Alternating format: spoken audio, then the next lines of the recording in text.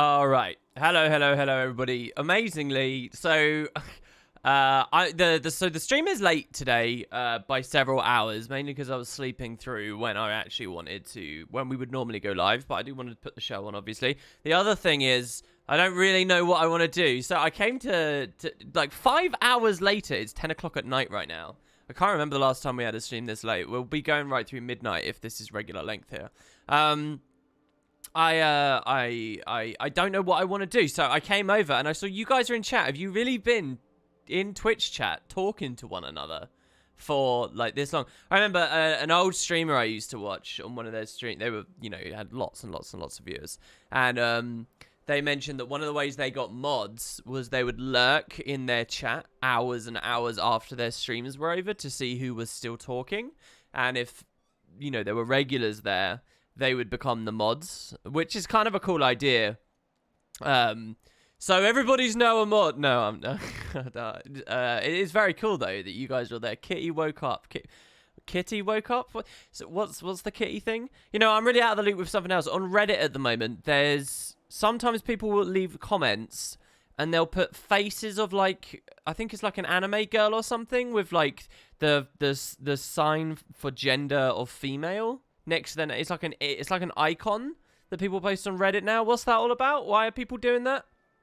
And it very rarely makes any sense compared to what the actual message itself is. Is that a thing? I don't really know. We have no lives. Justify this by saying we're watching WP. All right, so here's what I think I want to do for the next stream project. And this is just a whim that's off the top of my mind right now, because I feel like there were 4 or 5 really good ideas. The only one that I can conjure to mind right now is the Winds of Change thing, which I want to delay until the next expansion is announced, and then hopefully it's Cantha, and boom, we're in, right? So that's the only thing I can think of right now. But the other thing that springs to my mind that I think might be fun is kind of a free-to-play thing, especially with the rune change. So what we do is we set a goal and we make a new free-to-play account, and the idea is to attain that goal. And being on free-to-play essentially means we'll be like Ironman. So I think it'll be something like that. Let's have a quick look. Also, check it out. So I've been playing a lot of PvP, as you can probably guess, as some of you may know. So I went through a whole thing. If you've been watching the Game of the Day, you'll know about this. I was playing like this Largo-y kind of Scourge for a while. Playing Blood Scourge, playing Curses Scourge. Actually, one of my Necros, my PvE Necro is set up for Shade Fire. The other one is set up for, blood support, essentially. Or was, last time I looked. I can't remember what they are right now. Are we Greatest Sand Savant here? Yeah, we are. So, anyway, I was playing a lot of this. I love the new backpack, basically. You see why this Fashion Wars works so well? It's because of the glowing blue light that's emanating out of my back here. It's so cool. And the Super Adventure staff works really well with it as well. So anyway, and then I realized one of the only reasons I was really playing a lot of this, it was really stressing me out. Like, I was becoming one of those horrible people, basically. I mentioned this on one of the Game of the Days. I found a Reddit thread where people had been, I had whined about something and got snarky and dickish in chat, right? I can't remember any of it anymore, really. But I did that as a direct result of someone else being that way in chat. And then later I saw a Reddit thread where someone had posted that my response without the original stuff, and it was really crazy for me to see. Well, I've been like 10 times worse than that this week. I've been terrible. I've been really, really, really rude and really horrible to people. But mostly it was while I was playing Scourge games, because they just really frustrate me, and I don't really like being that guy. It just feels a bit icky. So, and I kind of had a moment where I was like, I won't play it anymore. But I do feel bad because I love the Fashion Wars on it. I think I did a good job for once. Except that the staff kind of comes in our face in a weird way when we have it unsheathed. Anyway, that was one thing. The other thing is then I started playing a lot more Mesmer again. But at the higher level, the Greatsword build it doesn't work. Basically, here's the situation. Core guards. Core guards, core guards, core guards, core guards, core guards. And, they just camp it so easy. This is kind of like a glassy, ranged attrition build. It's high pressure, right? It's a bit Scourgy in that sense, just except worse because it does less damage and it's reliant on range and it has less vitality and stuff. But it's really squishy. It's also, as a Mesmer, it's like really vulnerable to clones and illusions and it relies on that. So a Core Guard comes in, just presses Smite Condition or their heal skill, and all your stuff dies straight away. You know, even if you spam a lot out. It's just the easiest thing in the world to get camped. So I really wasn't that effective on this build, and I did try a lot of variations. But it just wasn't working. I mean, as many different types as I tried, levels of squishiness and tankiness. I don't believe in it really at a higher level. I just don't. I mean, it's naturally always reasonably good with Portal and stuff, but as soon as you're forced into weird rotations that people don't understand because they don't get like the cooldown spikes of the build and where it is sustain-wise. So you find yourself kiting away from 1v1s. People think you should be sustaining and stuff. And, I mean, people are gruesomely horrible and clicky and just nasty in EU. I think that, honestly, there's a word beginning with C that I would ascribe to most people who play on EU. They are just not very nice. So you kind of can't get away with stuff. I love the color of our skin, by the way, with the shining of the chest plate. And this here as well, I use the same. That's the top tier chest plate here. Which this time on this character is pink. I think it should be pink. So let's have a quick look. Cavalier, yes, there you go. Children, yes. They're all children. I mean, it's kind of... it's an anecdote I've said many times as well, you know. Like, when you have a game like this, if you play a lot of in, like, it's late... Oh, I went red, I guess, or very, very... sort of reddy pink. But yeah, it's good, isn't it, with the torch as well, the legendary torch. Makes your arm the same color. Oh, such fashion wars. Anyway, yeah, and now finally, because there was billions of Core Guards, I eventually just gave in. I was like, fine, I'm going to play Core Guard, which I've never really played before. And it is the easiest, but I've got to say, if you're interested in getting into PvP, Core Guard is amazing, right? Because it's got a really, really low skill floor. Like, you can pick it up and do well really quickly. And it's also got... well, the problem is as well, compared to a lot of other builds where you're playing with a lot of other things, I don't think there's much really to learn. Like, that's the thing. Now that I've got used to sort of its sustain and its pressure and stuff, and how to burst, I'm not really sure there's much more, sort of, much further to take it, which I often feel with other builds. There's, like, you know, if you're playing support, there's like 100 things you can look back on every game, and you're like, oh, I could change this, I could change this, I might reprioritize this. On a Core Guard, it's just literally like, okay, find the squishy guy, and then, you know, just burst them. And, like, you just press a couple of buttons, put people down to such low health. And the thing is, it's really sustainy and tanky. And, like, you can just kind of waffle your way through a lot of cooldowns and be fine. Like, any other most builds that can do this kind of burst pressure should be dead right now. But, you know, I've still got a lot available, you know, in terms of kiting away. And, yeah, we can just keep going. I know that I've burst an NG here now, who's now just going to follow me around and kill me. But it is a nice build. And I'm wondering sort of how it feels as I go higher. But when I did this... No. What did I do? I played something in the middle as well and tanked my rating down. Before I finally went onto Core Guard. What was it that I played? I can't remember. But yeah, like, look at the... It's just crazy. Also, I will say, I fought so many Core Guards... I just, when it came to making my builds, I just put down everything that I saw that people were using, and I don't even know if I've gone, like, correct with it necessarily right now. I'm pretty sure I have, because it's pretty easy. You can see everyone's on Renewed Focus. I think some people run Litany of Wrath, but Shelter is obviously the more rewarding play, better skill, I think, to use at the right time. I mean, there's a 10-second cooldown difference, but I don't know. I think that Shelter is really good. The thing is, the 10-second cooldown as well, by the way, is really relevant because that's another smite condition plus another heal because of Monk's Focus at the same time, the traits. So you get more out of the lower cooldown because you're triggering a trait skill more frequently as well. You're like, this is a double skill, basically, is the point. Anyway, yeah, and for this guy, again, the same back piece. Look, we're a snowman because it's going to be Winter's Day. Yeah, you see? So I had an interesting comment on one of my videos that they were expecting me to have talked about Winter's Day already because the devs threw some kind of hint or tip or tease or something up, which was a snowman's head. Do you guys know more about this? What is the situation with the snowman's head? Is it actually... I mean, what? Some people think it might be the secret lair of the snowman, I guess, right? That's kind of the number one thing. WP, did you try GS over Hammer? No, I haven't tried GS. I think GS has got a lot of value if people clutter together. And for the tankier mid-fights, it probably has a lot more output. It's also obviously got the easier retaliation access, which is really important if you're going the Valkyrie Amulet route, which I am here. Which is why I have 20,000 health. It's got some cool plays as well with the GS5 and getting the pull at the right time. And, you know, I like the blind on there and stuff. But I do kind of adore Hammer. Specifically, I really like Ring of Warding. And I really like Banish. There's just a thing about...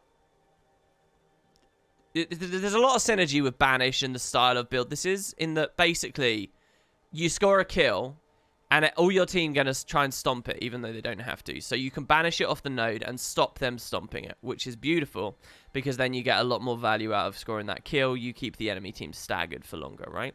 Now, a staggered enemy team already is a dream for a build like this because then you can aggressively burst in, kill people while they're outnumbered, and you're not, you know, it's not an inefficient play because they've still got to go and respawn, so you can outnumber for a very quick second, get that little plus in and leave, right? Like, so already just that fits very well. But there's the much more sadly frequent scenario as well, where you leave the body and a respawning person goes to try and res it, and it's like you're fishing, right? The bodies are just bait, and then you just burst them, and that's so easy.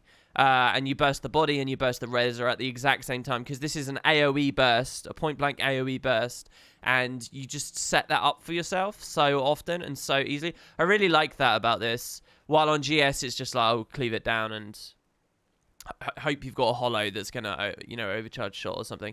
It's just, you know, it depends what we're talking about here. For the general experience of queuing in ranked and stuff, I think this is nice. When we're talking about really high-level efficient play and stuff, obviously the discussion changes.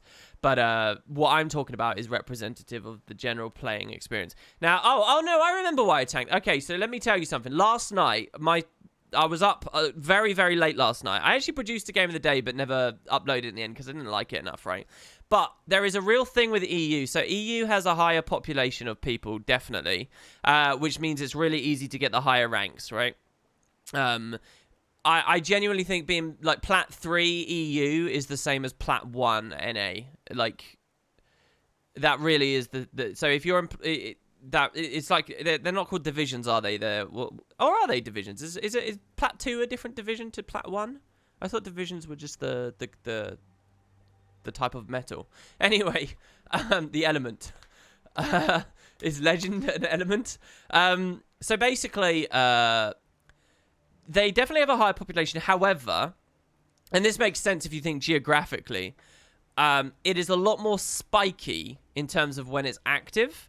So if you know live PvP as an NA PvPer, there are dead times during the day where you get like suicide queues, right? So there's no one around anymore, and you're getting match made. You're waiting for 6 or 7 minute queues, and everyone you queue in with is going to be lower rating than you. So best case scenario, you win and you get like 2 rating. Worst case scenario, most likely scenario, you lose and you lose like 30 rating or 20 rating. And it's just impossible to climb because the population isn't there because it's the dead of night. That happens on NA, right? I call them like suicide queues. There's no point playing them whatsoever. Not only are you gambling a massive amount of rating for a tiny peanut in return because there's no population, but also because everyone is worse at the game than you, they start acting really irrationally and really unpredictably and playing poorly. And you know, you can play very well and you can carry to an extent, but you're 1 out of 5 on your team. You're 1 out of 10 there's potentially on the whole game. And so, you know, if you've got a team that doesn't know how to pressure a Deadeye or a Starfelly, right? If everyone's suddenly bad because the matchmaking's resorting to this because you're at the suicide hour, you can't do much about it. You really can't. You can play Mesmer and you can play stuff that rotates as fast as possible and you can give it a shot, but it's a bad idea. Now, here's the thing. That happens on NA, all right? You do get suicide queues on NA, and NA in general has a lower population, so it's really, you know, challenging to solo queue, sustain Plat 3 anyway if you're playing a lot of games. Can be done, but it's challenging. There's only a couple of people that were really even in that position. There's all of that. However, EU, this week I've played about 100 to 120 EU games. I've just reset my placements again. EU has a higher overall population and more, so it's easy to sustain the high levels, but its suicide hours are way longer and way more intense. When EU decides it has a life and it goes to work or it goes to sleep at night, EU dies hard. EU is impossible. It's and again, going back to the geography thing, it kind of makes sense. Everyone's condensed in EU. The difference from like Portugal to like Italy, right? You know, this slice of EU, right? It's all generally truncated into that one time zone. So during peak hours, EU's really good. The matchmaking will land you good games. There'll be decently high-rated players. No one's going to drag them down as much, and you can really play. And that's one of the reasons you can sustain. But if you know life, like I attempted to this week, after it gets like 1 in the morning, 2, and the game of the day I made but never published in the end, was like a 2 a.m. game where I won and I got 3 rating. But 2 a.m.? That's nothing, man. Where'd everybody go? 2 o'clock? Jesus. I get that in like Germany, by the time it's 2 for me, it's like 3. It's getting on 4 even for some people. I get it. But man. So, yeah, that's the problem with the EU. If you get addicted to EU and you play it too much, like I have a propensity to do, you're kind of done for. And you will not sustain. I lost my Plat 3 doing that. I went all the way back down to like Plat 1, and then I've been bobbing around there ever since. Then I started doing Core Guard and swapped NA for a different reason, and then I'm back on EU now. I think that was the situation I was in. So yeah, that was my experience of this during the week. All right, back to chat. Okay, let me have a look at chat here. I just thought I'd teach you guys a little bit about that so that you understand. Most people look at rating and where people are completely incorrectly. The time of day is a massive, massive, massive thing. Also, I'm talking all pure solo queue.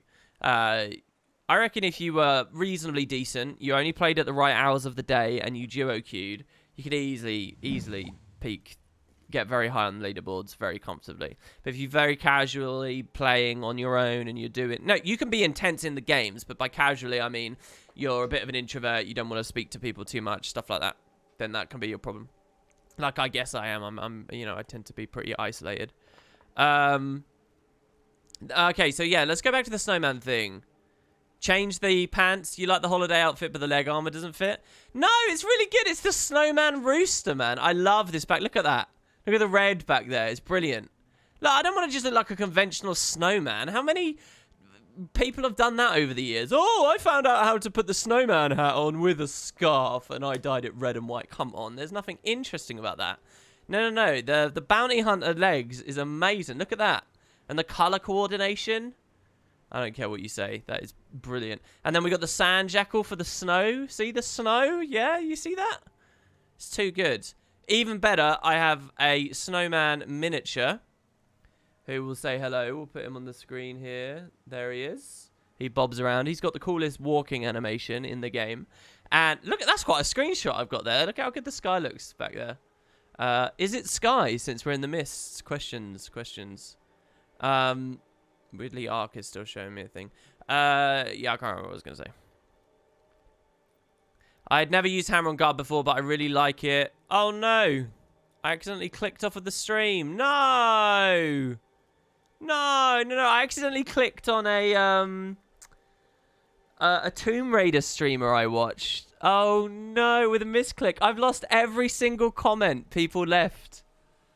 Shit. What were you guys saying about the snowman screenshot? Not my character, the screenshot. Were you saying it was just in the JP? It does look like your snowman has some intestinal problems. Jesus, yeah, that's so bad. WP should muffle his voice so it sounds like it's coming from under a snowman mask. Oh, you're copying them. You guys need to stay up longer. You're questioning why people are asleep at 2 a.m. Look, on NA, that doesn't... Because NA, it's just like... There's always some guy in, like, you know... If it's not the East Coast people that are awake and doing things, it is West. And just as the West Coast losers, right, are just starting to go to bed, you know, if you stay up to, like, 5 or 6 in the morning on the West Coast, you have outlasted... You know, Germans are getting off work soon, right? And then it starts snowballing through, right? It's good.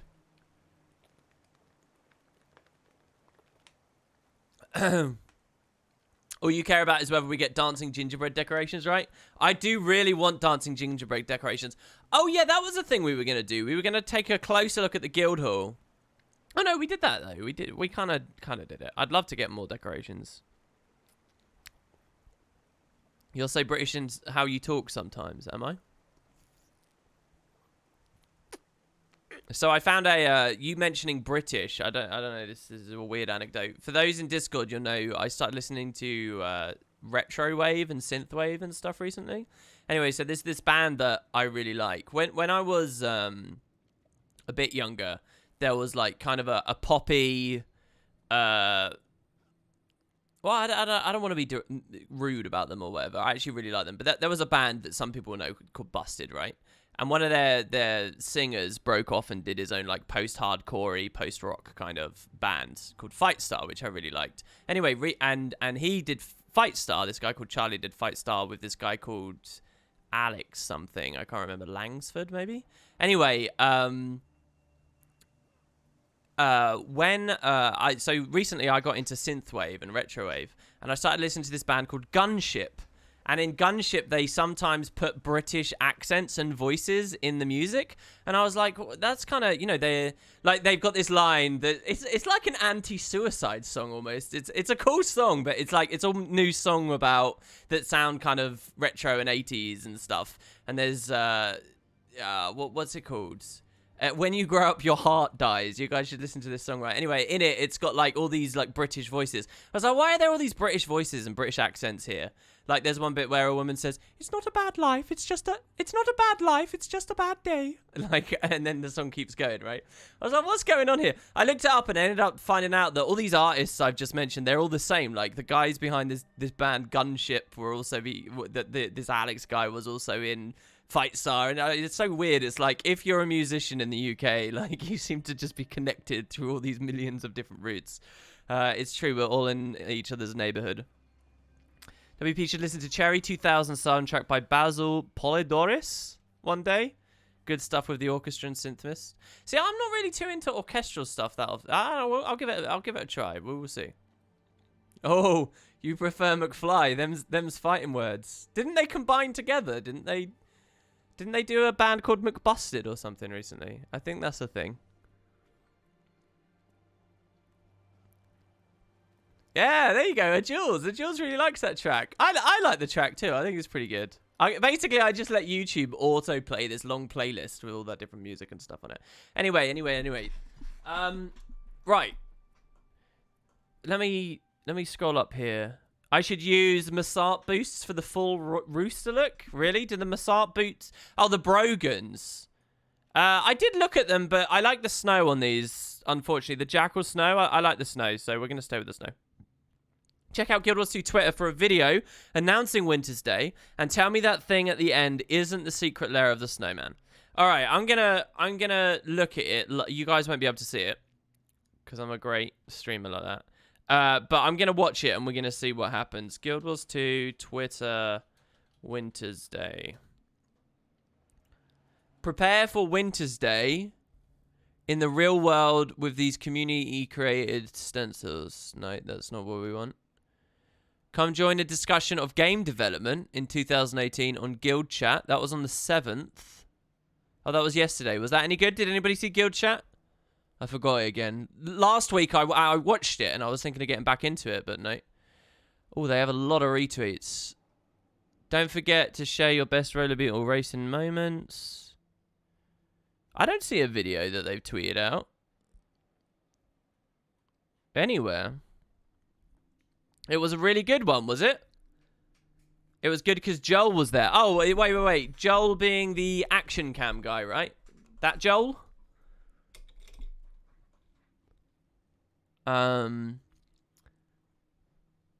Lots of beetle talk.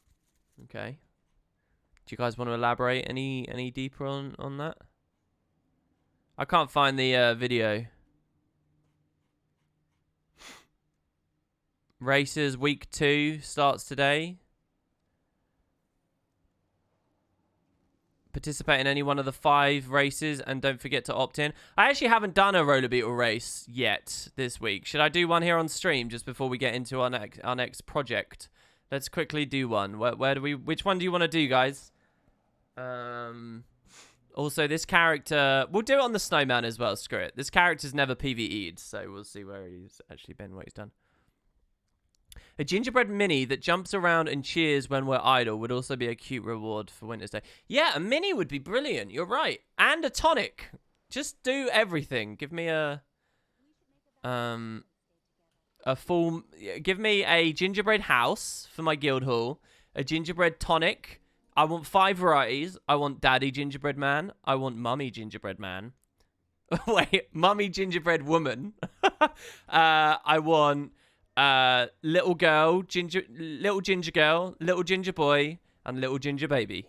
That's what I want. And if you've got the budget for it, all right, I appreciate that times are tight. I want a ginger dog. A gingerbread dog.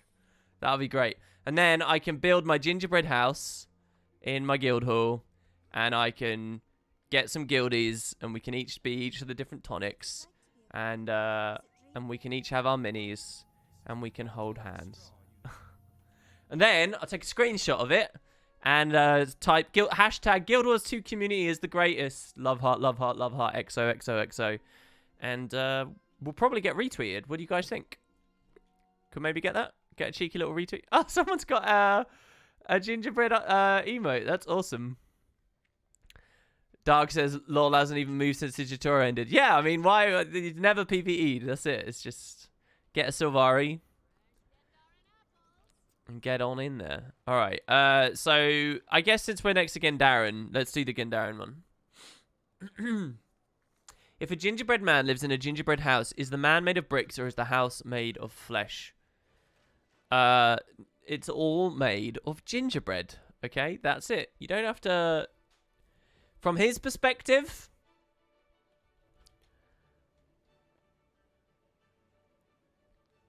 See, if you were a gingerbread man...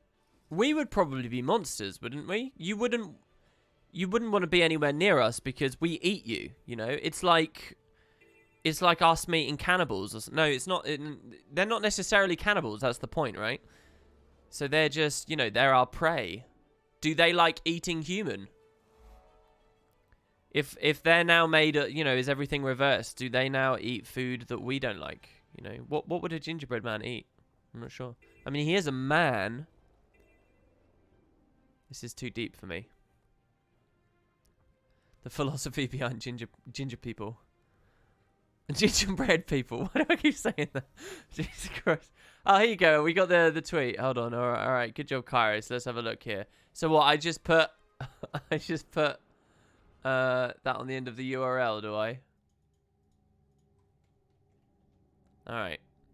Sorry, that page doesn't exist. Hold on, let's try like that. Found it. Found it. All right, I'm watching the trailer. Why am I dead? All right, I'm watching it now. Okay, you guys can hear it. So, Winter's Day 2017. Do you think we can get a video out of this? Let's see. 13,000 people have seen this tweet. All right, I'm going.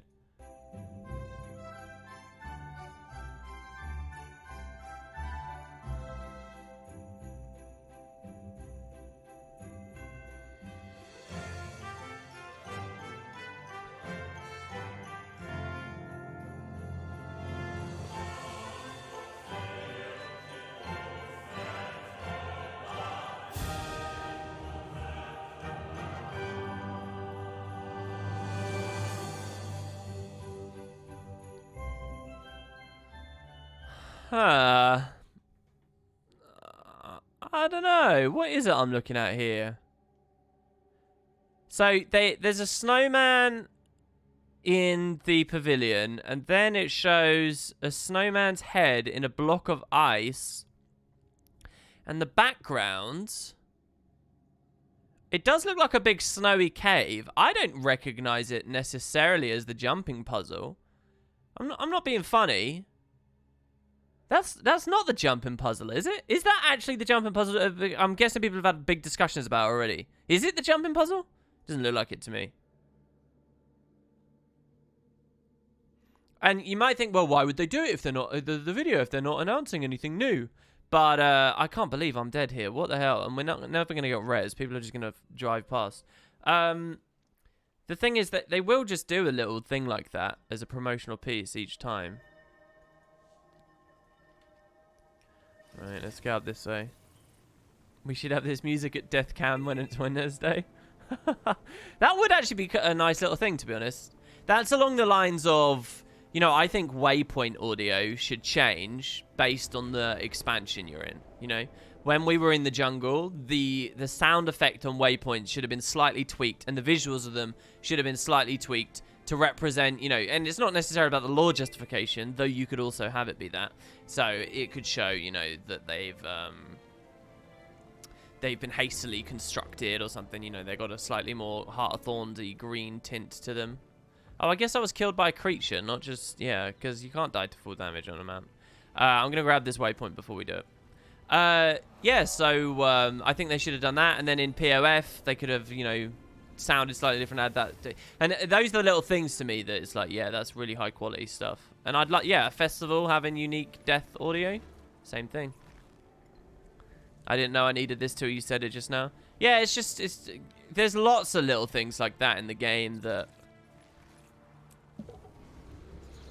I think, like, expansions do really well on. It's like that slight coat of paint. The mechanics and the fundamentals of the game don't change any at all, but the circumstance of, you know, how it looks can just make the expansion feel really fresh. And I'm not saying every region. I'm not saying, like, in Core Tyria, Ascalon needs to be different to, you know, Kryta and so on. But just each expansion.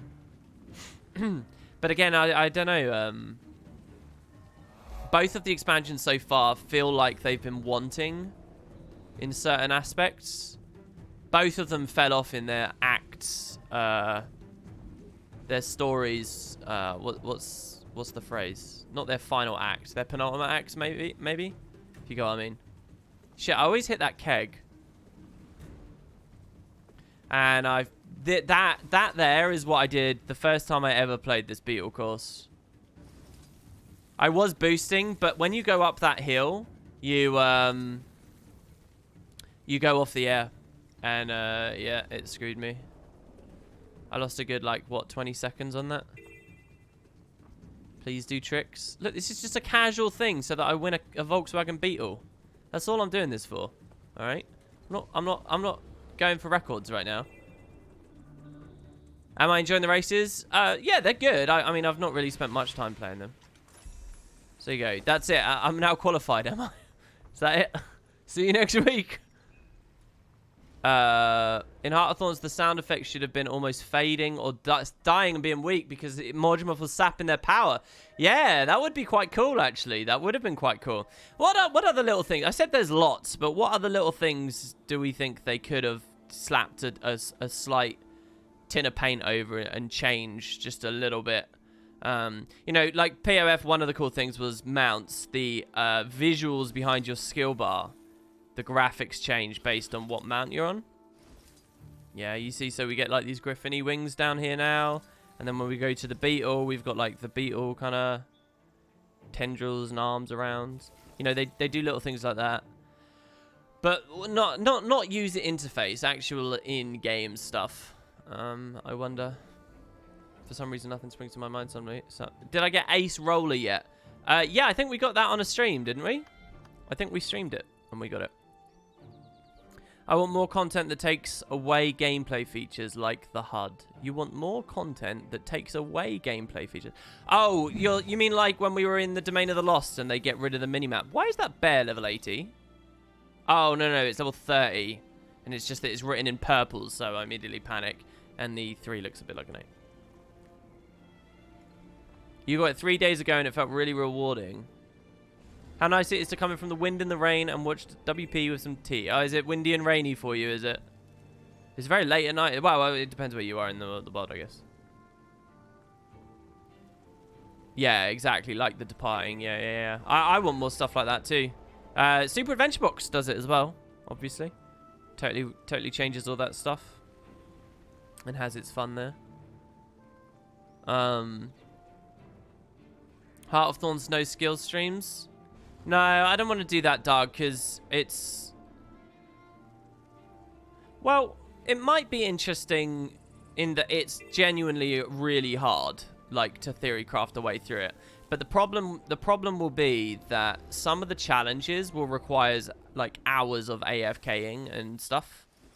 And it is just going to be a ton more of standing around letting the pet kill things. So because of all of that, I think that it's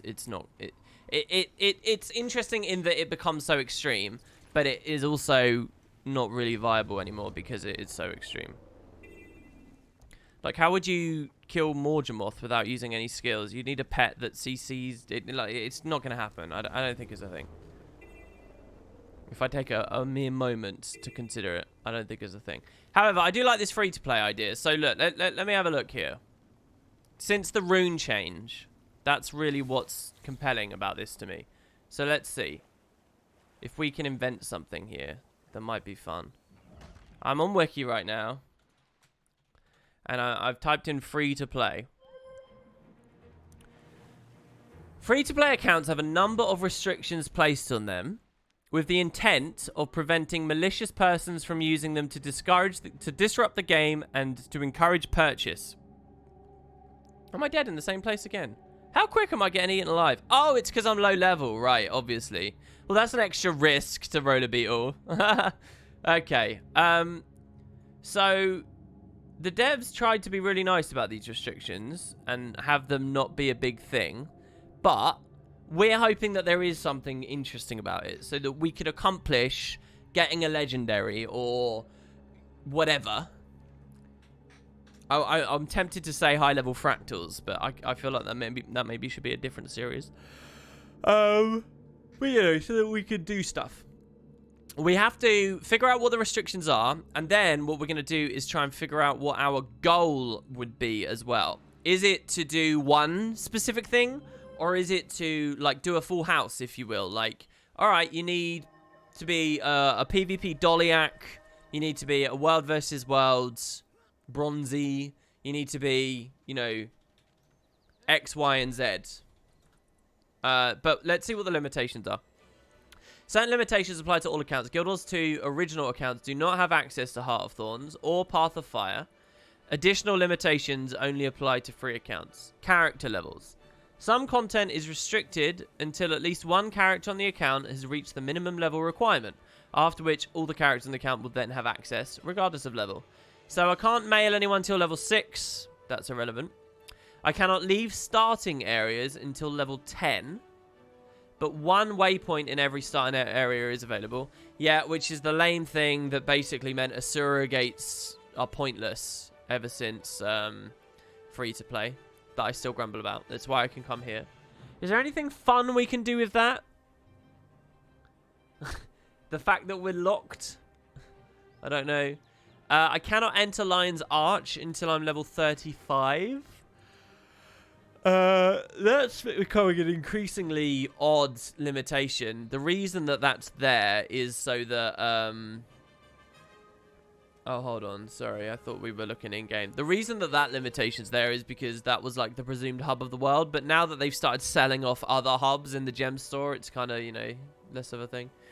User interface. World versus World is hidden until level 18, but you can enter it manually. TPVP is hidden until level 22.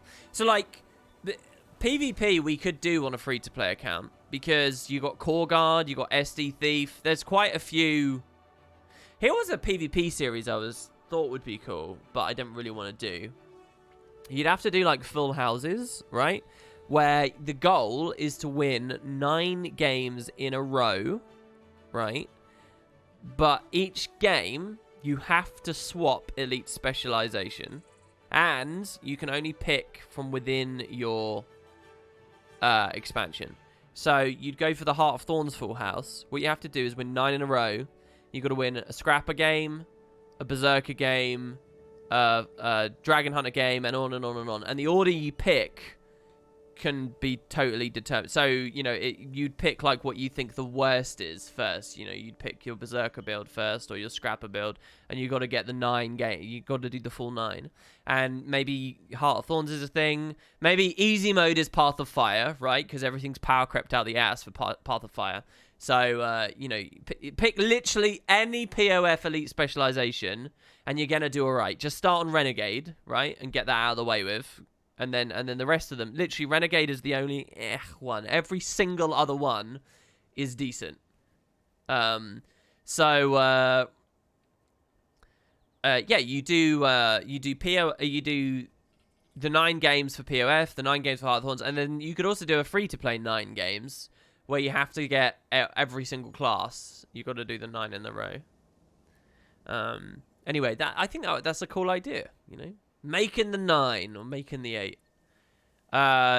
Because at core, you've only got 8, obviously. There's no Revenant. I would suggest a story playthrough from Season 2 to Season 4, but you're already covering that in the LP. Yeah, there's no reason to do that. No, I like the free-to-play idea. Hold on, I'm not looking... Let's work within our remit here, all right? Anyway, moving on. User interface. Icons are hidden. These game modes can be accessed through the Asura Gate in Lion's Arch. But hold on, I'm not allowed into Lion's Arch until level 35, so... What? The World vs. World icon is hidden until 18. PvP is hidden until 22. But you can go there in Lion's Arch, but Lion's Arch is hidden until 35. What? Anyway. What else? Dailies. There's only one daily unlocked by default. You get 3 when you hit level 11, and you get 4 when you hit level 31. That's weird. I wonder what the single daily is. Time requirement. That's actually probably a good idea. Does anyone... I can't remember the name of the YouTuber or anything about them, really. But I do remember maybe 3 years after launch, which to me is like ages after launch, you know. People still think... What was it I read the other day? Oh, yeah, when WildStar shut down... I saw on Reddit, someone said, there was a big thread, give a moment of silence to all of our WildStar friends. The MMO that released at about the same time as ours, and now WildStar is gone. Blah, blah, blah, blah, blah, blah, blah. I'm like, what? WildStar released around the same time as Guild Wars 2? Fuck off. I remember playing Guild Wars 2 for like years before WildStar was coming around, and everyone started talking about jumping ship and stuff. What? It got released around the same time? It's amazing how... as time passes, people just start losing it. I saw a thing about The Office as well, the TV show, the United States Office, right? And there was a silly joke and fan theory that one of the characters on the show was secretly a murderer, right? And it was like a big thing on the internet. You just say, oh, is Toby the Scranton Strangler? Oh, Toby's the Scranton Strangler. And it was fun and it was interesting. Well, eventually, in the last season... the writers introduce an arc where the character, Toby, actually goes to see the Scranton Strangler in jail, and he himself gets strangled. And after that episode, presumably, it's like, well, the theories are dead because, you know, how can he be the Strangler when he just got strangled by a guy? But, you know, there was that side of it. The other side of the coin was, oh, hold on. What if he was the Strangler and the reason he went to the prison was because he knew he'd sent an innocent man away for nothing, and he was feeling guilt. And when he went to meet him, he revealed that he was truly the Scranton Strangler to this innocent, incarcerated man who, in his fury, strangled him, thus condemning himself further in the eyes of the law, right? Even though he was previously innocent, now he did. You know, there was all these fun theories. I saw a message like a week ago. Someone basically, and I'm gonna do the voice.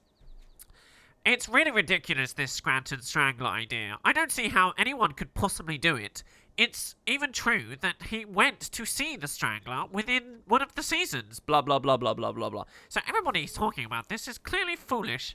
And I look at that and I'm like, well, is it so difficult for you to imagine that people possibly have been discussing it before those episodes came out, you know? It's just, once things go into that category of the past, apparently it all happened at the exact same time together, you know? And, like, this person just was basically calling everyone a dumbass for ever believing that Toby was the Scranton Strangler, because there's an episode where he meets him. It's like, but it's possible the theories were out before. Anyway, yes, I can do the voice, because this is just a complete, like, anonymous, totally random person that will never see this. If you are watching, Mr. Commenter in a Reddit thread from a week ago. Hi. I think you have a limited perspective. All right. Back to the restrictions. All right. Time requirement. Some content is restricted until sufficient real-world time has passed. Use /A to display the number of days since the account creation, the number of hours played, blah, blah, blah. Okay, so I cannot get currency on the gem store until 72 hours. And that's to combat botting and scams. All deposits and withdrawals to guild vaults and joining guilds is also locked for the first 72 hours. I love the pre-searing music we've got right now here, by the way. The time remaining shown on the guild vault display in the entire vault is grayed out. This timer is reset if you leave the guild and rejoin. It is not affected by either guild rank or vault permissions. We've had problems with that as well when we were doing like zombies with the guild and stuff. 5-day. So your limits on the trading post are removed 5 days after buying an X-Pack. But if you don't buy an X-Pack, they're always there. So it's that trading post limit that I'm curious about. Because I'm wondering if the new like rune salvaged moats and stuff are on the TP for free-to-play people. And mostly what I'm hoping is that they're not, because then that might be interesting somehow. Look at that XKCD. All right. What's this? Forsooth, do you grok my jive, me hearties? 10-4. A few centuries from now, all the English language of the past 400 years will sound equally old-timey and interchangeable. Oh dear, yeah. I like how they have the guys saying 10-4 with a spear. And a laptop. Yeah, no, it's true. I do wonder with our, in this age of technological documentation, that might change a little bit though. It's easier to remember now. Maybe that's my own biased flaw of living in the times that I live in. But maybe people said that when the written word or the printing press was, you know. Maybe it's true though. Maybe it's true that we have better recollection of what happened and when since the printing press. You know, I would actually gamble on saying it is actually a thing. Isn't there a theory that is basically, we're way off topic here, but isn't there a theory, like a conspiracy nut tinfoil theory, but those are the best kinds, that essentially like the 4th century till like the 8th or 9th century never existed. Like they just didn't happen. That timekeeping was just bad and people thought more time had passed than it actually had. And that's why like there's very little documented in like Europe. I know it sounds ridiculous. I'm not saying I believe in it, but the genesis of that idea exists for a reason, right? And it's because there's just, you know, in terms of documentation for long periods, not much has happened. But essentially it reshuffles everything we know to have happened throughout human history into a different lens and different time frames, showing it could all have happened reasonably without like 300 to 400 years of having existed in the middle. Like, I'm not joking. People take it seriously. But in 1,000 years from now, assuming we haven't hit a technological singularity and been surpassed by, you know, immortal robots, and assuming we haven't destroyed one another in nuclear hellfire, and assuming we haven't destroyed one another with, mega disease that's antibiotic resistance. And assuming we haven't destroyed the planet's habitability via global warming and environmental disasters, assuming all of that and we're still around, all right, in 1,000 years, and assuming you can still pick up a mobile phone and look at the logs of the text you sent to Jim Bob last week, will people think that the year 2000 to 2300 didn't exist? I say no, because we have mobile phones now. There you go. Look at that. I may as well just like be a preacher, don't you think? Probably a lot of money. Just stir up a mob, chat some crap at a podium, bang my fist every now and then. Oh god, I gotta scroll down. I can speak Swedish relatively well and understand some Norwegian, but Danish is incredibly hard. Why are we talking about that? It's always a boy and he's scrawny, but with a beer belly. He has messy hair and he always has a confused, angry look on his face and he cries a lot. Who? What, is that Toby from The Office?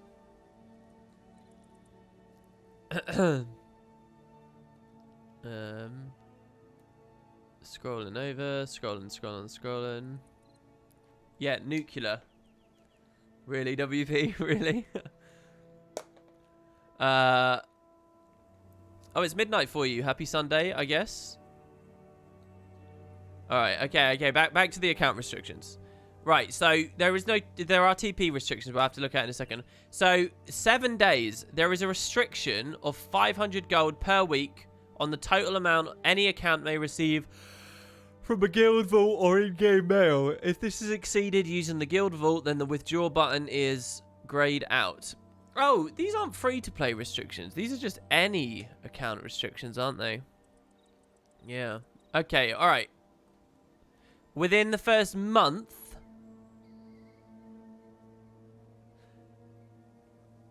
the first 30 days following creation, a new account is limited as follows. Any amount of coin that can be mailed, however, any amount can be received.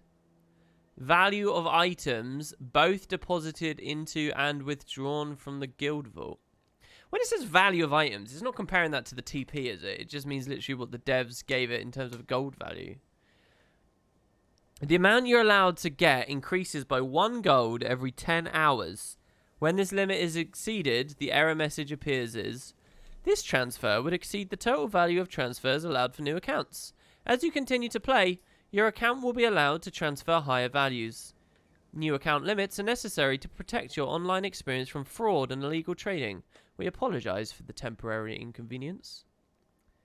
Anomalies. An unlimited amount of items that have no assigned value can be transferred by new accounts regardless of their price from the trading post. So, what that means is if there is an item that sells for a reasonable amount on the TP, but the devs never assigned a, merchant gold value to, you can create bot accounts and gold selling accounts that trade in that item. But, here's the thing, I bet that the guys at ArenaNet know exactly what they are and monitor the shit out of them, and they're like, they're honeypots. So, and you get caught if you do too much of it. Multiple small amounts of gold can be transferred by new accounts, even though equivalent large single transfers are blocked. All right. That was all really boring, and I'm really sorry about that. I was basically reading the wrong section. So, here are the free account restrictions. Free accounts have a number of additional restrictions placed on them with the intent of preventing malicious persons from using them and to encourage the purchase of the game. We read that already. What? How did I mess this up so bad? Okay, here we go. So you only get 2 character slots. Is there anything fun we can do with that? You only get 2 character slots. Maybe the end game is to get both characters to like a certain bar. Maybe.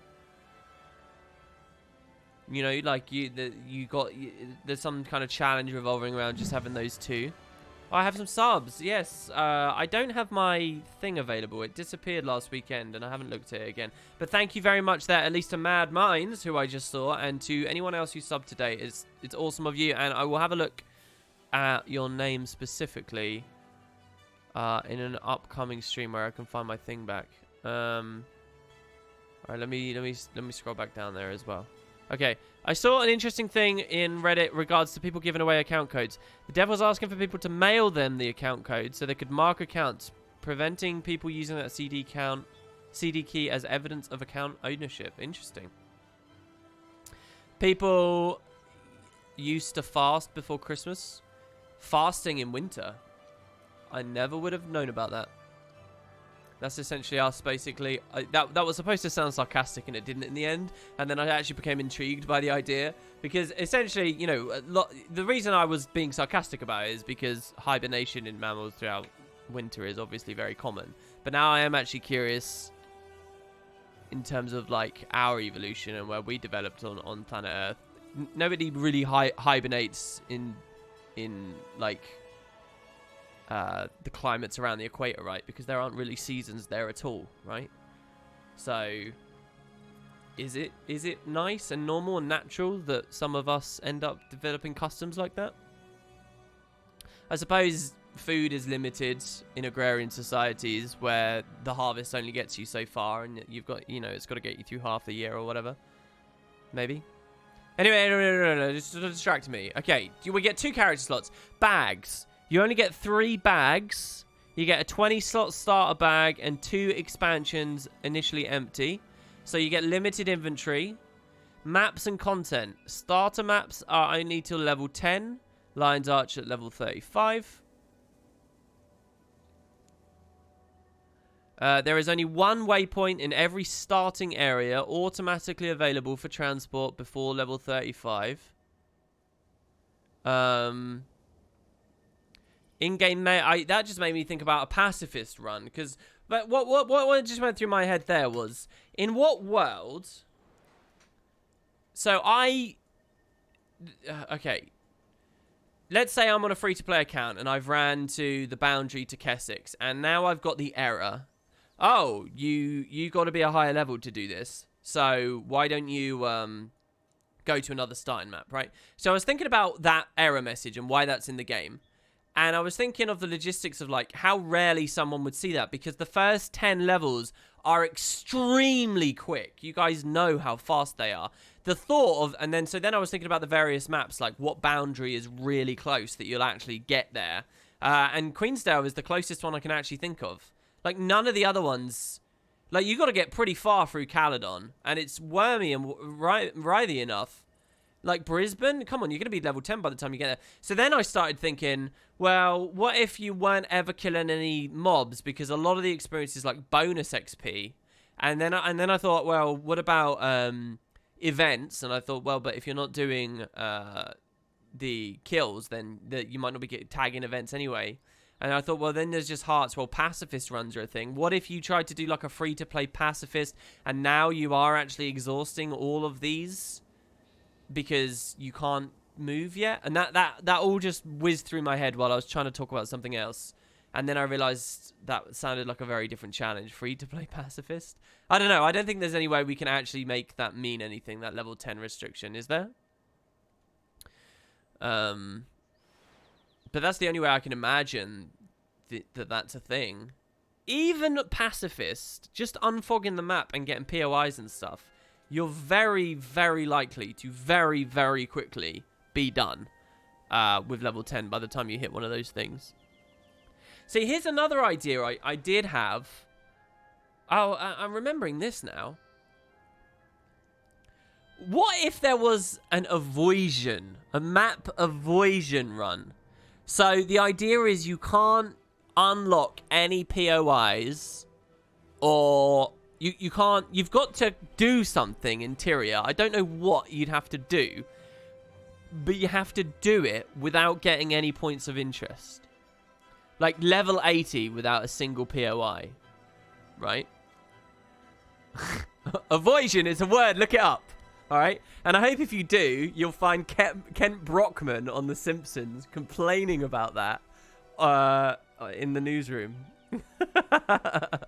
He says, "That's oh, guys, we clearly don't have any Simpsons fans in here." Ben says that's impossible because you spawn at a POI.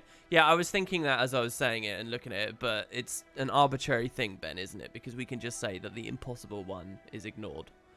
And oh, look, now it is a thing.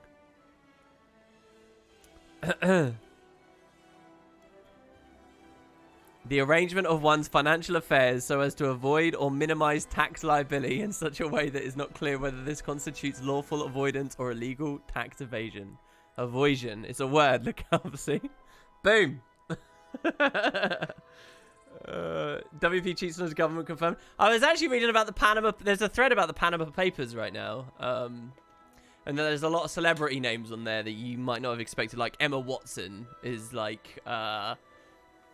you know, on the list as someone who's basically been cheating tax in a legal way, you know. And apparently the guy that originally reported that got assassinated. I had no idea. Or woman that originally reported that. I don't actually know who it is. So avoision run would be maximizing your TP profits. No, you guys get what I mean though, right? Like it would be, you're not allowed to hit a single map objective, but you need to unfog the entire map or something. I don't know. That's an interesting thought experiment. Probably really boring entertainment. Level to 80 only through the TP. How would you do that?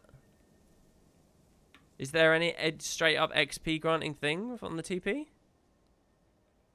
You could do a level. You could. Okay, here's how you would level to 80 purely through the TP. You'd be, you'd roleplay as a TP Baron, all right? You'd be a merchant, all right? And what you would do is you would take, you need some kind of seed money. I don't know what you'd start with. What does the account begin with? Well, this wouldn't be a free-to-play thing. This would be a regular account. But anyway, you'd have your seed money. I don't know what it is. And, you know, just like a couple of copper. And what you have to do is trade up till you get enough money to trade for gems, and then with the gems you buy level boosters. That's what you do. And you can be a TP. So what is it? Is it, if I just type the word level in here? Okay, and so you have to trade up to 2,000. This is a bit boring though, getting the level 80 instantly. Oh, that's it though. That's the only one. So yeah, you could do it. You need to TP Baron your way up to 2,000 gems. Dang, just listening to WP's voice makes me want to get back into Guild Wars. That's really nice of you. Thank you, man. Buy materials to get Chef to 400. Oh yeah, you could do it through crafting as well. But when they added level 500 crafting, they nerfed the experience gain from getting to 400 for a lot of them. So if you want it, you have to really push. And I agree with that, by the way. I don't think that crafting XP should have been there at all. In fact, in a lot of ways, I think it ruined some stuff at launch. 2,000 gems from a seed money of 5 gold. I can do that in 6 months easy. Are you being serious? Is that a joke, or are you a bit of a TP Baron, Sadrian? Have you done Energy and Requiem armor collection from the last episode? Yeah, we were talking about that. I don't know whether I really want to stream it, but I will at some point do it. Anyway, look at that. We got all of that discussion out of simply that there's a level barrier on each thing. Starting map. In-game mail is limited to only mutual friends. It prohibits sending coin and items. But you can receive coin and items. Not interested in that. That doesn't help us. The guild vault and guild enhancements aren't available, but full access to other guild features. Well, that's not true. We know for a fact that you don't get full access to other guild hall features. Like, you can't go to the arena and stuff. Here's what you could do. Level 1 to 80 purely through Colosseum battling. Not Colosseum, but you get what I mean. You go to the guild hall arena, and you level 1 to 80 purely through PvE VP. Yeah? So you've got to find guildies who are also low level, and you level off of them. It literally is Guild Wars 2 Gladiator, alright? We are the embodiment of Russell Crowe, and it is our job to destroy Joaquin Phoenix at the end of the line. Alright. What's this? No WP changes ArenaNet's marketing for them. I feel overwhelmed thinking about getting back into Guild Wars. There's so much content I've missed. Well, it's very simple, man. You don't have to feel overwhelmed. Literally, just when you get in game, just click Story Journal. Figure out where your last one was. So this was the core story where it began. And you probably finished. This is Season 1, which isn't in the game anyway. Then Season 2, maybe you played it. If you didn't, you just pick it up. You just log in. Play the game a bit, get the gems. Boom. Unlock the thing and go for it. Do that bit of story. Do some world bosses, some dungeons, some fractals, some raids, whatever, just to build money. Unlock the next one with some gems. Then it's expansion time. Pick up the expansion, play it. Then it's Season 3. Then it's another expansion. Pick it up and play it. Then it's Season 4.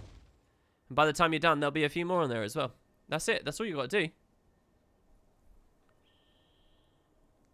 It's still weird to be that predestined future thing, interior versus time loop as proven by Requiem armor.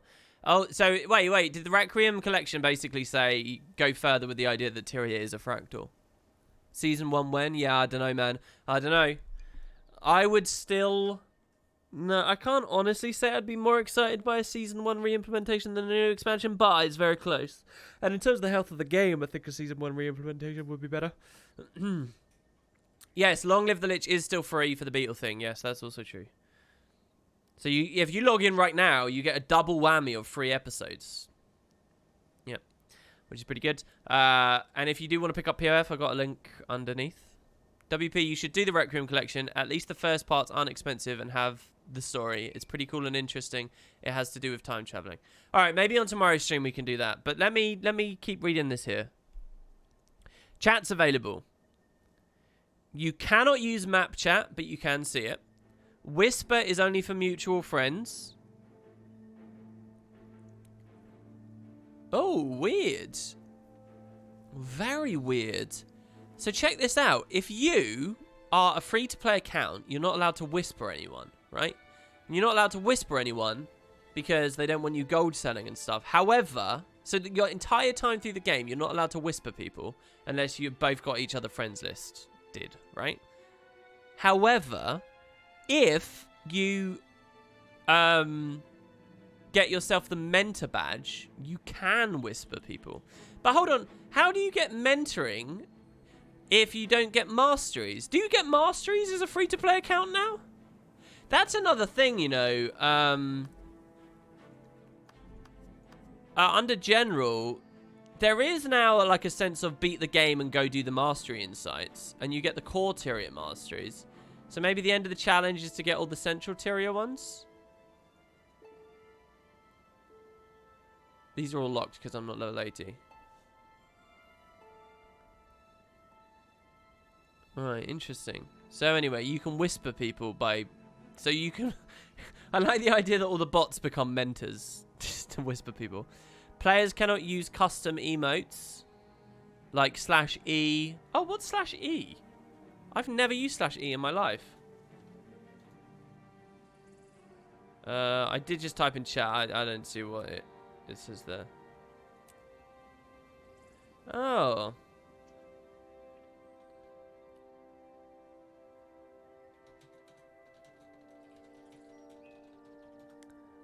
Oh, what? That didn't work. Why didn't that work? Oh, no, there we go. There you go. That's an email. That's /E. Oh, is that the same as /me? Yeah, they are. They're exactly the same. Tiro DVD ponders that /E is like /me, where you put your own sentence to further the emote. Yeah, I thought that it would be different to /me, but I guess not. But you can still talk and dance. Squad chat only gets unlocked at level 30. Like, what a weird situation is that? I'm not allowed to use squad. How many free-to-play accounts? I guess it's just because they don't want bots doing it, right? They don't want bots creating squads. And then, you know, advertising in them, I guess. PvP gets unlocked at level 3. PvP chat, team chat is always available. But you can't talk in Heart of the Mist until you're rank 20 emotes, map chat, and say are disabled during matches. Looking for group gets unlocked at 30. World versus world gets unlocked at 60. Login rewards are always unavailable. That's, you know, a cash grab thing. Gem store is limited to items usable by free accounts. Can I see what's flagged as a free account item on here? If I want to pick up Scarlet's Grasp, is that a free item? I don't think so. I don't think I can see. Oh, here we go. So trading post. This is it. Trading post is limited to items from a selected list. There'll be a lot of things grayed out with a locked symbol in the lower left corner if they're not allowed. So the list is as follows. Fine, masterwork, rare and exotic crafted armor and crafted weapons and crafted trinkets are all allowed, but only apothecaries, assassins, berserkers, carrion, cleric, knight, rampagers, and Valkyrie. So you can still buy exotic gear. It's just that it's the crafted stuff. You can't buy, like, any cool skins that drop from world bosses and stuff. So what that means is, as a free-to-play character, you can craft and interact with the TP through all those things. Orbs, crystals, shards are all available. Agony infusions are available. Unrefined common crafting materials are available. It says no pigments. Pigments come from dyes, though. Fine crafting materials, blood, bones, claws, all that stuff is there. Nearly all cooking materials are there. Some food and utilities. Truffle steak, lemongrass, poultry soup, leek soup, orange cake, mango pie, blah, blah, blah, blah, blah, blah, blah, blah, blah. You can trade ectos, you can trade mystic coins, you can trade quartz, you can trade ambrite, dyes, trick-or-treat bags, Winter's Day gifts, Black Lion chests, bags, but not 20 slots. And that's it. And then official forum posting is unavailable. Okay, so there's a ton available on the TP, isn't there?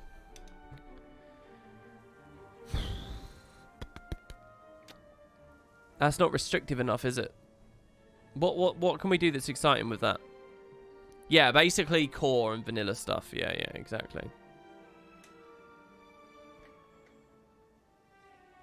Wait, I'm working my way through Aurora now, and damn, Ember Bay is so pretty. The lighting here makes me feel...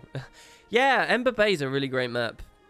I feel kind of bad that I have no reason to go back there now. I think I've even got the apples done, so, you know, just running those back and forwards, that's kind of it. Alright, well...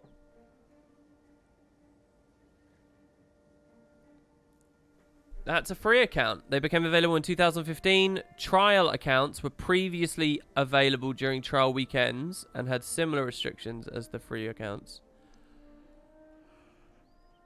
What about not trading at all? What, just as like an honor roll? Well, in that situation, we could just create... It wouldn't be a free-to-play challenge. It would be just on this account, right? And we would just call it Ironman. Why don't you be a pirate day every day of the week for Ember Bay?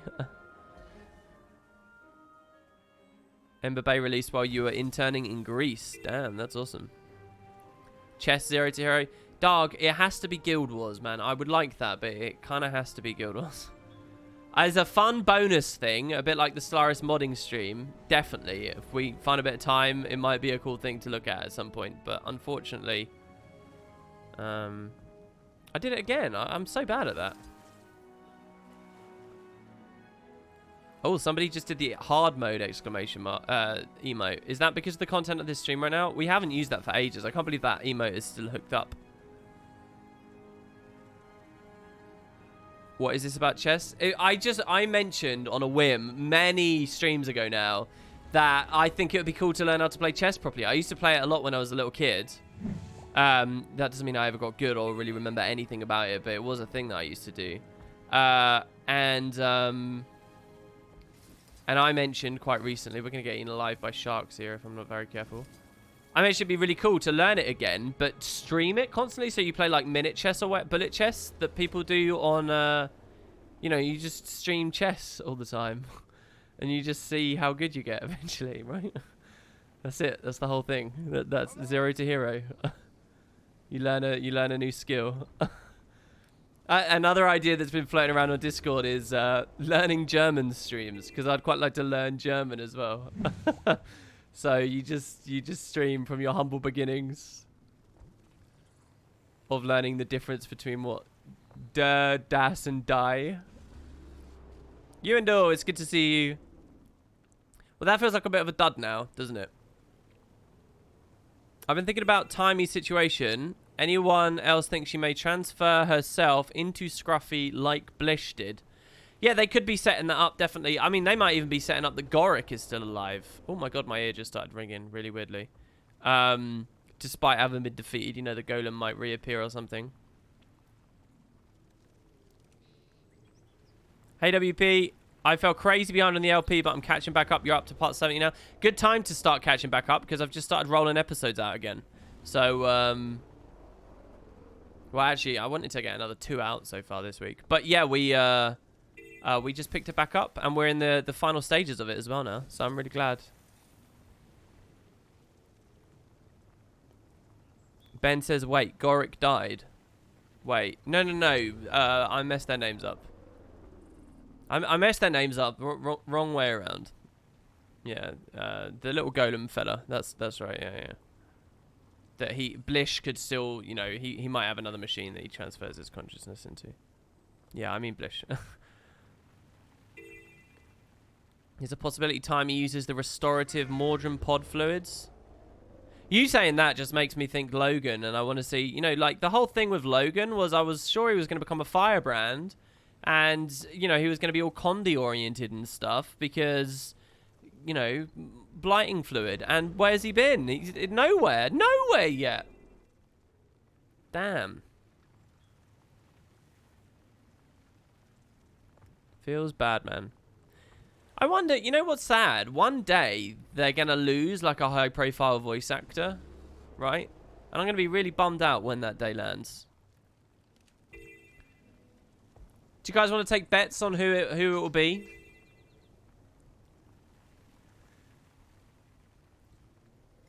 You thought Logan was going to get some messed up Morgemoth arm?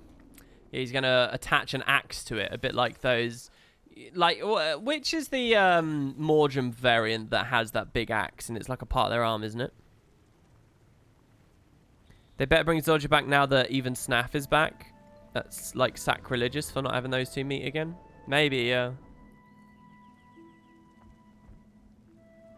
Have you considered making your dungeon solo episodes a whole separate playlist for those that just want a taste of how good the series is? What do you mean? Just if all you're interested in is the mechanics and the gameplay? I hadn't really thought of that. No, that's a good idea, though. Definitely. Maybe I should do that. You know, when the LP is done, there are lots of things I'd like to highlight. I'd love to do a video that is, as you already know, Doug. I'd love there to be a video of all the little, like, lore sections, just all cut together. Because people go gaga for that. It is a weird thing in that I could just release just the little lore on its own, and it would probably, like, be just as viewed and blah blah blah as the LP is with that, and, you know, all the other stuff attached to it. But I'd love to do that. I'd love to do the dungeon things as a cool idea as well. There was something else as well that I wanted to call, like, oh yeah, and like a recap thing as well would be really nice, so that people have a point to get back into it later. But anyway. How do you get the glowy strings on your back without having World versus World rank 2000? From having PvP rank 100. I'm actually rank 500, but when you get 100, you get the opportunity to buy the backpack.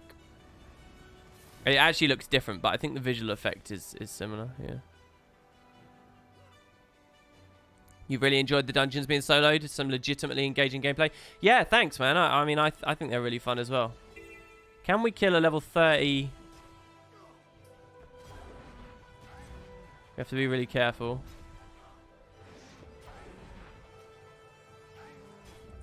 Shit, he got me. I'm not going to be able to... We need Traveler runes. I can't blind him either. See, what about a series where we're like super low level? Look, we are slowly getting through this. Wrong one. Oh, the dodge. Thing is, I can't drop my... This would be so easy on Scepter. We just run at full speed the whole time. We're going to banish him. You ready? Yeah! No, that didn't work how I wanted at all. Alright, we lose. Guilders 2CM, Corteria. But like, how do you have someone playing a character's voice for so long and then tell her the character's going to die on the day she's recording? Who did that? Well, I was thinking more on the other end. Like, you know, the voice actors and actresses are more likely to... the voice talent, maybe. What's the word that they use? Artists? Voice artists? That they'll move on, you know, professionally, or they'll be hit by some physical malaise or something, and they'll be like, all right, I can't play Logan anymore, you know, or something. It would be horrible, but there you go. That would be awesome. Rather than play the story, if you had some sort of specific goal like required you to travel deep into the world. Low level open world Tyria is fun. It is fun. I do agree it's fun.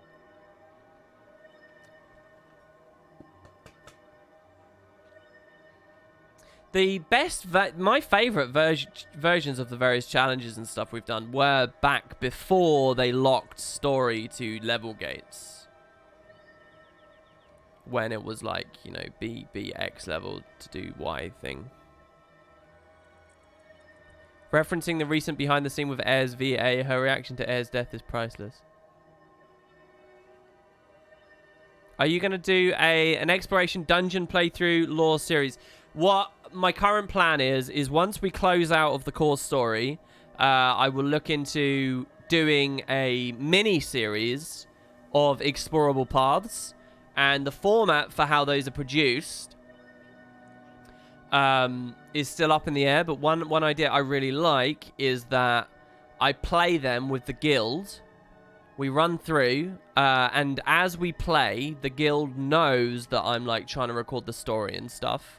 And what I do is I actually post commentate afterwards. I cut out all the wipes and the gunk and the uninteresting mechanics and stuff like that, and I post commentate. And in that way, the theory is I can get all 3 explorable paths in a single 40-minute video or so.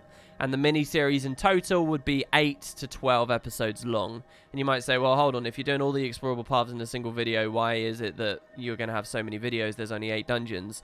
The thing is that I'd probably want to do a dedicated video on each path or something like that, so that there'd be a bit of haze there. Like P4 on its own. I mean, I've already done... I mean, this is the thing that dismays me a bit. If you want that video about P4, watch the Guild Wars 2 Mysteries series and the episode I did about the Bloodstone and the Mist and Randall Greystone. Like, that's entirely about P4, basically. And I already did that, but we'll do it again, you know, in kind of a summary kind of thing.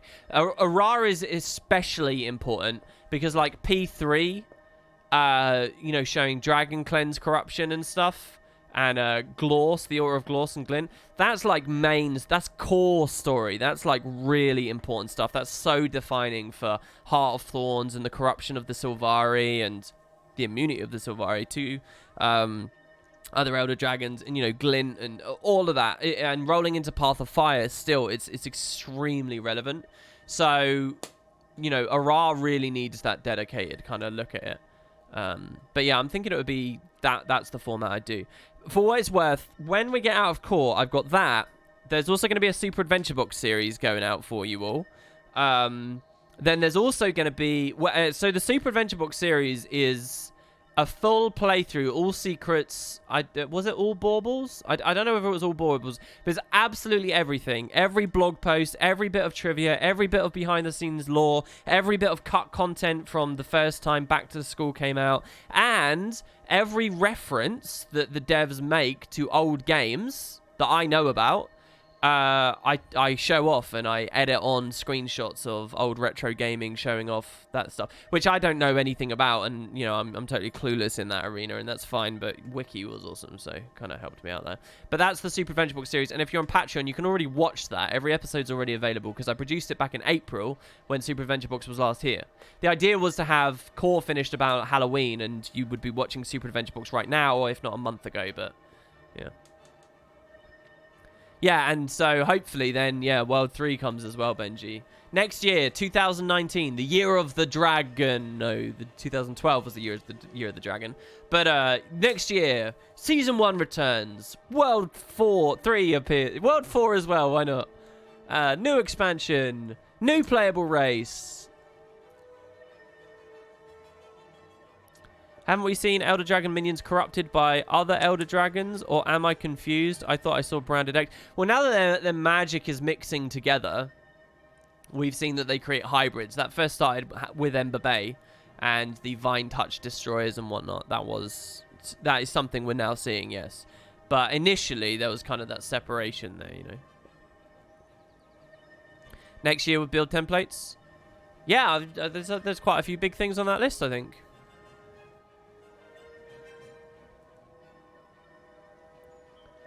I feel the Vine Tooth should have been a recurring antagonist instead of a random mook. Would have been refreshing, more satisfactory to make Air's death more meaningful. I agree. I think that it was weird what happened with HOT because the same... Like, I think that Air's death, if that had been tied into Foul Lane, would have been much nicer. You know, Foul Lane needed a lot more to do in that expansion as well for her death to really pay off. There was a lot of, like, culture shock with Heart of Thorns, really. You know, just the vast quantity and mass and breadth of story and development that was established going into 2012. All these activities and life and movement of Foul Lane. Only for her conclusion in Heart of Thorns to basically not develop on her in any way or do anything with her in any way except just to make her a one-note comic book villain, basically, right? You know, that was a real problem with Foul Lane, and you can't escape that culture shock at all, really. Not with the budget and the time they had for the story and how long they wanted the story to be and all of that stuff. You can't. But they could have helped it a little bit with Foul Lane if they'd found a better way to, you know, ease them together. You can see they were trying to do it. I'm not blind to the fact that they did tie Foul Lane's character development to the Air death in a very meaningful way. You know, Air was betrayed by Foul Lane. They were in the cage together, and then what was it? She tripped her up, or she stabbed her as they were running away. Like, so they did tie the two together, but I think that link could have been forged all the more greater if it was like Foul Lane's corrupted self that fucked Air up or something. And then they could have had that recurring antagonist thing a bit stronger.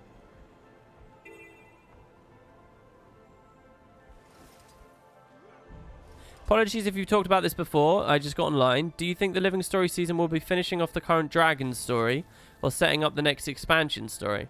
Hey, that's a really, really cool question that I think a lot of people don't think about, because you have two separate jobs to do at the end of a season, don't you? You have set up what's coming next, and you have conclude what's going on now. That's not a unique or a particularly wild revelation. Everyone that's ever written a story in any capacity has had to deal with that at their finale, right? Generally speaking, if they're looking to keep it going. But it's an interesting discussion with Guild Wars because they have these, you know, limited windows. And Season 3... So let's look at this. Season 2. Let's look at this. Season 1 is Vanilla. Vanilla made no effort at all, really, anywhere. It was all just about concluding its own thing, and it had a couple of very, very loose lines. If anything, Jormag had more references than anything else. And it didn't really spend much time on the setup for what was coming later. Like, hell, look at what I was just talking about with Ara. One of those three paths has become, like, super important and pivotal and revolved around the dragon. Do you really think that they knew all that they were going to do with Glint and stuff at that point? Then when Season 1 started, they were just meandering and stalling for time and just, you know, seeing what they could do with the Living World format before actually trying to deliver any real story. Or let's just throw these alliances together. Let's do this, so Vanilla didn't really do anything, I don't think. Also, way back in Guild Wars 1, I don't think they really tried that hard either, because they were on the campaign model back then. The only time they ever really tried for Guild Wars 1 was Eye of the North. And that expansion in its entirety can be seen as a setup for what you're currently watching me playing. So it was pretty clear cut for them there.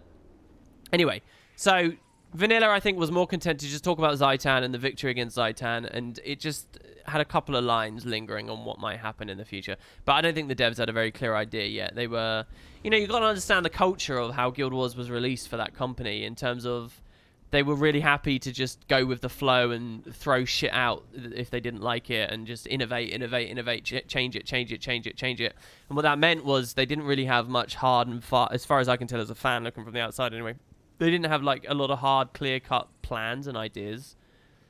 Well, they probably had ideas, but for story, I don't know. So season 1, eventually they cobbled it together, and that was the big reveal, was that there's another Elder Dragon, and finishing off one of the big mysteries that, well, is it rich for me to say all that about Vanilla when they did layer in that beautiful hint about Morgemoth? Maybe it's wrong for me to say all of that.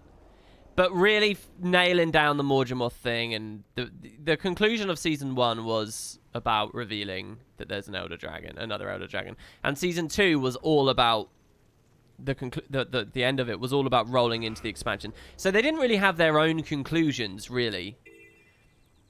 Yeah, there kind of was one in finishing Scarlet off. I don't know. What even is this discussion? Heart of Thorns, Heart of Thorns didn't have an ending. Heart of Thorns didn't manage to sum itself up, let alone hint at what was coming later.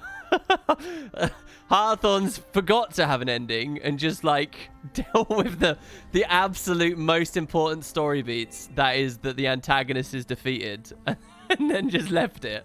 Later got patched in with the Khalid quest, I'll remind everyone, and it's very, very cool. Let's try and come over this. No, it doesn't work. No matter how tempted I am to, like, cut over that. Anyway, Season 3.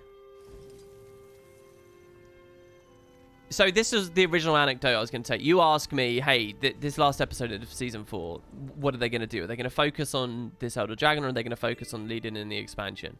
Well, Season 3, to compare it to, which is its most contemporary, equivalent, Season 3 is really weird because the last episode wasn't planned at all. They just, like, had extra time for it. So it was almost like a side story that then threw, like, that vision in at the end. That all would have worked really well at the end of Flashpoint, Literally, all Balthazar has to do at the end of Flashpoint is say, I have been bested. You have stopped me being able to get at Primordus and Jormag. Never mind. I seem to know that there's another Elder Dragon in the Crystal Desert. And then he leaves. And then they reveal the Path of Fire logo. That's it. That's how easily Flashpoint could have done it. But then they had this extra episode. So they're like, let's not know where Balthazar goes just for a second. And then we'll have a vision from the Eye of Janthir. Right? And it's just like a bit... There's like a hiccup in the road, a slight bump. To leave space for this extra Shining Blade story that they quickly threw in. It was basically extra fan service for people who wanted more conclusion on Massart things. Myself being one of them, in theory. In the way it went in the end, I think they actually probably did a bit more damage. But, so Season 3 is really weird. So now we're looking at Season 4. And it's going to be weird again because Season 4 is not leading into an expansion. Season 4 is leading into Season 5. But you still have to talk about what Season 5 is. It's a weird thought to me. You guys might not remember. At the end of Season 1, we had the defeat of Scarlet. And then we had like a mini episode. Does anyone remember the mini episode? Where basically we went to the Dead End Bar and just had a recap on everything that was going on. And just sort of like, ooh-dee-doo. I wonder if we'll get that sort of feeling from the end of Season 4. 6 months from now or whenever it is. Yeah. Assuming we get Episode 5 in a couple of weeks. Episode 6 would be about 3 months later than that. Not even. You know, we could be looking at... These could be very real discussions to have very soon. 6 months... like 3-4 months from now. Episode 6 was good apart from the map. Oh, Wick. That was one of the best maps they did, man. That was such a good... In terms of exploration and the lore and stuff. I mean, it was laggy and it was a mess in terms of those, you know, implementation. And the mastery was a bit weird and too complicated for how short space of time we interacted with it and stuff. But I love that map. That map's amazing. Best jumping puzzle of the season in terms of accessible for everyone. And, you know, if you hated the Chalice of Tears, you'd love that one. That was a hell of a map. Good grind and rewards as well. Think about how much karma you can spend on that map. Going for all those back pieces. So, a new episode in a couple of weeks? Yeah, I'd think so, right? It's been, what, like 2 months since the last one? 2 and a bit? They'll probably... either we'll get some kind of crazy surprise with it coming with Winter's Day, which would blow my mind, and I doubt it. Or it'll be like early January or late January we get it, right? So, well, okay, maybe that's a bit further out than I give it credit.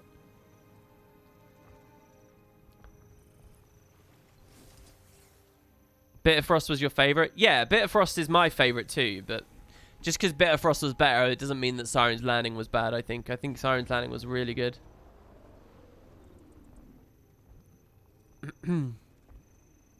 You're a bit more cynical about there being a new episode this month? Yeah, me too. Me too. I'm probably a bit wrong to say a couple of weeks there. I'm definitely wrong. Still, the best thing in Season 3 was Bloodstone Fen, really. I mean, Bloodstone Fen did have a magic about it and an excitement about it because it was, like, new territory and it was after a content break and stuff. They did say Episode 3 is free until January 7th, so it's a candidate. Yeah, you're right about that. It is a candidate. Bloodstone Fen is underrated. I don't know. I'm happy with my rating of Bloodstone Fen. I think it's a pretty simple, pretty short map. It's a nice map, but it's nothing too mind-blowing. Visually, I don't really like it too much. In terms of things to do there, I think it is a bit limited in scope. Anyway, so to finally put a bullet point on all this inane rambling. How do they end Season 4? I think that they will focus more on the dragon that we're fighting. I think it will be more about Kralkatorrik. And I think it will end on a note of... Well, will it be... So what do you guys think? Let's slightly tweak the question to have a bit more clarity on the answer here from everybody and myself. Do you guys think there'll be a big cliffhanger? Or do you guys think that there'll be a note of uncertainty? Will it be like Season 1, where it's like, oh my god, another Elder Dragon? Morgemoth? Or will it be more like, well,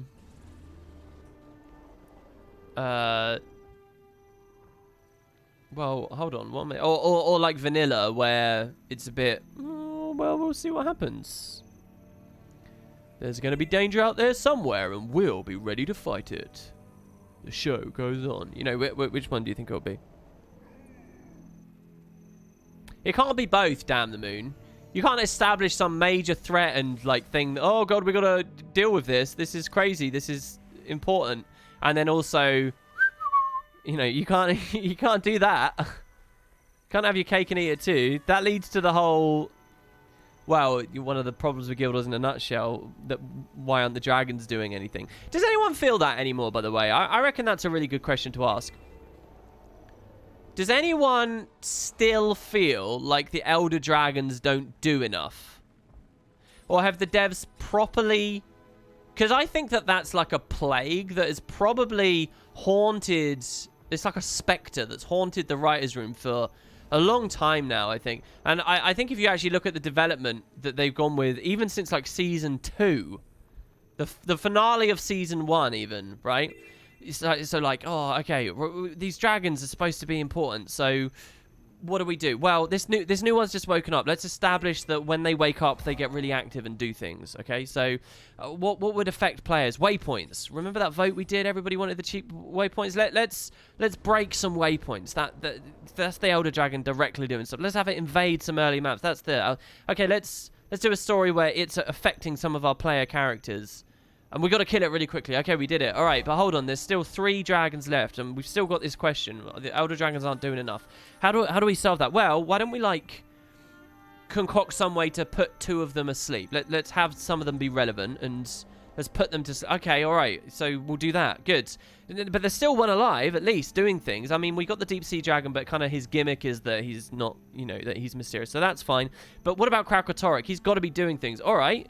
Let's have him do things. And if you look at this season, and you look at Path of Fire, I think Kralkatorrik's been doing a lot of things. You can just see there's a ton of stuff that the devs have done that just try and make people feel okay with Harathi Hinterlands being like this right now, for example. I mean, you could then even start talking about the kind of subtle implementation of the... Like, it's a soft canon, isn't it? Is that a good phrase for it? It's a soft canon that maps are frozen in time right now as well. So, you know, you can even look at that and, like, these are all trying to answer that question in a way. And I think it is an important question. In some ways, it feels pretty arbitrary and a bit of a nuisance to try and chase after. Because it's a video game. Obviously, it can only do so much. To some extent, it's going to be difficult to satisfy people always with it. You know? Unless Queensdale is getting regularly nuked by Elder Dragon Fire.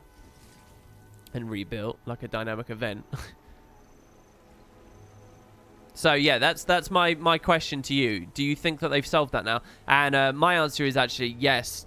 I'm satisfied that they've done all that they can. Dark says they kind of solved it with the Jahai Bluffs. Yeah, I'm particularly thinking of the Jahai Bluffs and all the crazy shit Krauk's doing there.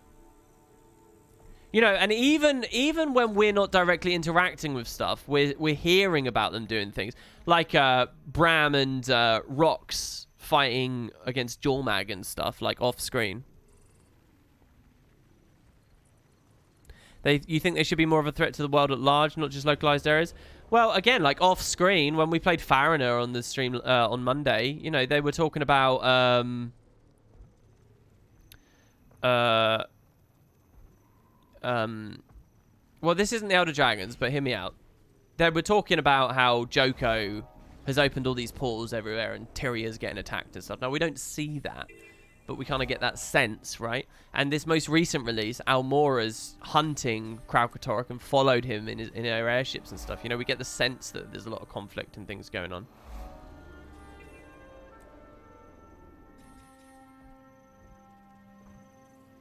Yeah, and reality is just basically breaking.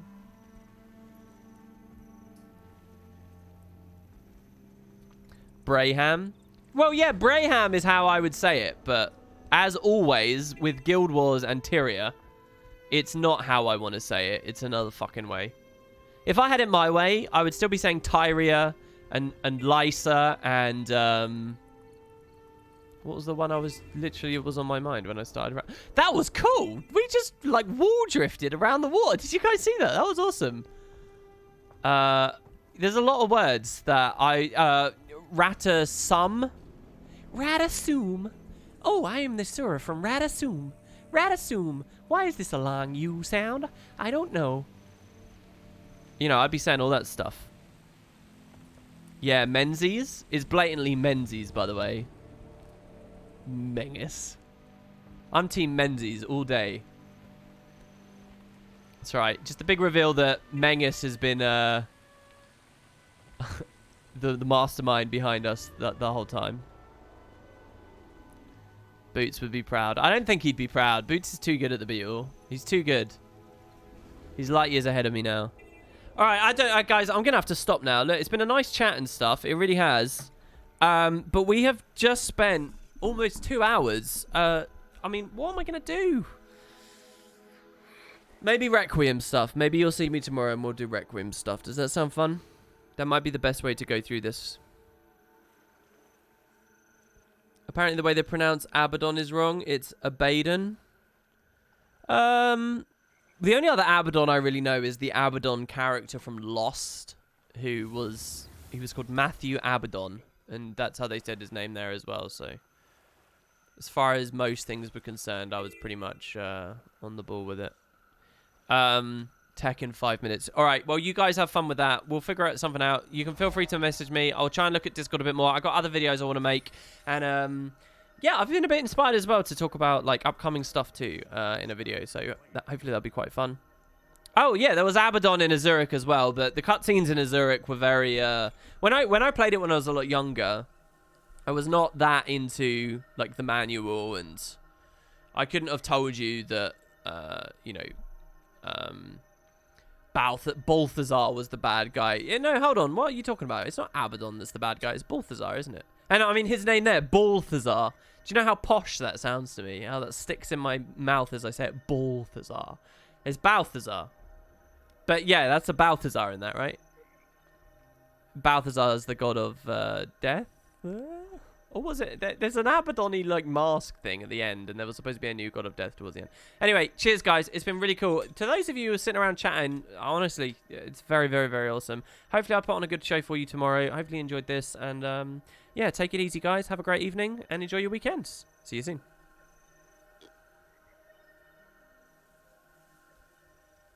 Whoa, there was a kid at your school called Balthazar. That's crazy. That is a crazy name.